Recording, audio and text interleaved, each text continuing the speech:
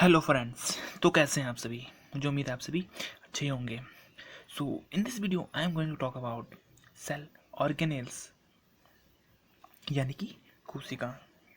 तो आज की इस वीडियो में हम जानेंगे कि सेल ऑर्गेनेल्स क्या होते हैं, यानी कि कोशिका क्या होते हैं, उनके बारे में कुछ बेसिक सा इंट्रोडक्शन, उनका उनका रोल क्या होता है। तो आइए आज का वीडियो शुरू करते हैं। आइए आप समझते हैं कि सेल ऑर्गेनेल्स या फिर कोशिका क्या होते हैं। Okay, so first point is, in order to perform various physiological processes, every organism requires specialized organ. Okay, जो शरीर की जो विभिन्न क्रियाएं होती हैं, जो वेरियस फिजियोलॉजिकल प्रोसेसेस होती हैं, तो every organism required specialised organ. सभी ऑर्गेनिज्म, हमारे अर्थ में जितने भी ऑर्गेनिज्म हैं, चाहे वो प्लांट्स हो, चाहे वो एनिमल्स हो, चाहे वो सूक्ष्म जीव हो, उनको अपनी शारीरिक क्रियाओं को करने के लिए कुछ स्पेशलाइज्ड ऑर्गन की जरूरत होती है, कुछ विशेष अंगों की जरूरत होती है। ठीक है, जैसे कि चलने के लिए हम पैरों का यूज़ करते हैं, उठाने के लिए हाथों का यूज़ करते हैं, देखने के लिए हमारे पास आंखें हैं, सुनने के लिए कान है। तो हर एक काम करने के लिए हमें कुछ स्पेशलाइज्ड ऑर्गन की क्या होती है, ज़रूरत होती है, जिन्हें हम बेसिकली क्या बोलते हैं, ऑर्गन्स बोलते हैं, यानी अंग बोलते हैं। Okay, now next point is, like other organism, cell itself made up of specialized structure called cell organelles.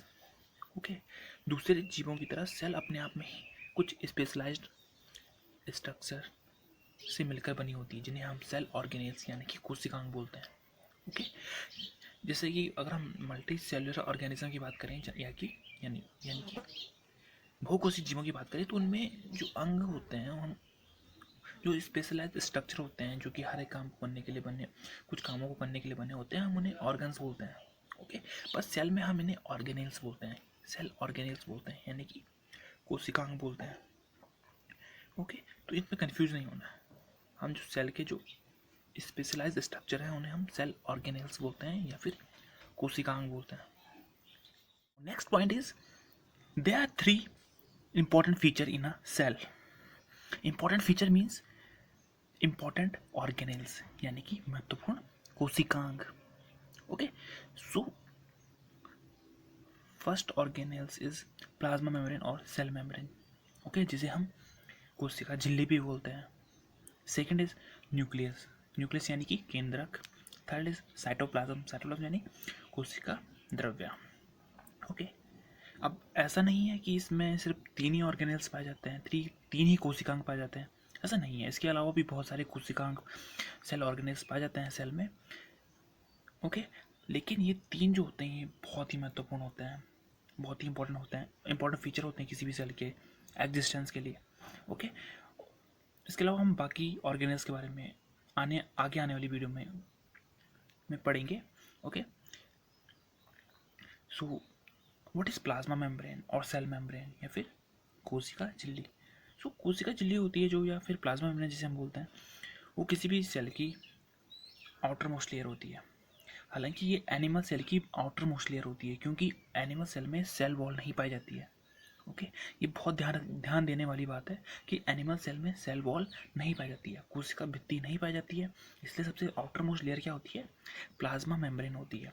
Okay, लेकिन प्लांट सेल में, क्योंकि उसमें सेल वॉल पाई जाती है, outermost layer cell wall होती है, तो जो प्लाज्मा मेम्ब्रेन होती है वो सेल वॉल के नीचे पाई जाती है या सेल वॉल के बीच में पाई जाती है। ओके, तो ये आप नोट कर लें। ओके, ये बहुत महत्वपूर्ण है। Okay, so second important organelles is nucleus. जैसे कि हम जानते हैं न्यूक्लियस को क्या बोलते हैं, केंद्रक बोलते हैं, जो कि उसके सेंटर में पाया जाता है किसी भी सेल के। ओके, न्यूक्लियस बहुत महत्वपूर्ण होता है सेल डिवीजन में। ठीक है, जब सेल डिवाइड करती है और नई सेल प्रोड्यूस करती है, तो उसमें न्यूक्लियस बहुत महत्वपूर्ण भूमिका निभाता है। ओके, जैसे कि हम जानते हैं न्यूक्लियस में आनुवंशिक पदार्थ डीएनए या फिर आरएनए पाया जाता है। ओके, तो न्यूक्लियस बहुत महत्वपूर्ण है। Okay, third is cytoplasm. Okay, cytoplasm वह तरल या फिर फ्लूइड है जो कि सेल में पाया जाता है, जिसमें सभी सेल ऑर्गेनेल्स और या फिर कोशिकांग रहते हैं। Okay, now next point is, all physiological processes inside the cell and interaction of cell with its environment are possible due to these features. Okay, तो जितनी भी सारी फिजियोलॉजिकल प्रोसेस होती हैं उनमें इन तीन फीचर्स का बहुत महत्वपूर्ण रोल होता है। इन तीन और सेल ऑर्गेनेल्स का बहुत महत्वपूर्ण रोल होता है इसमें। जैसे कि मैंने पहले बताया था कि सेल एक ऑर्गेनिज्म है और एक ऑर्गेनिज्म की तरह क्या करती है, बिहेव करती है, जीव की तरह व्यवहार करती है। ओके, तो जीवन के लिए जो भी शारीरिक क्रियाएं किसी भी जीव के लिए बहुत ज़रूरी होती हैं वो ये सारे परफॉर्म करती है।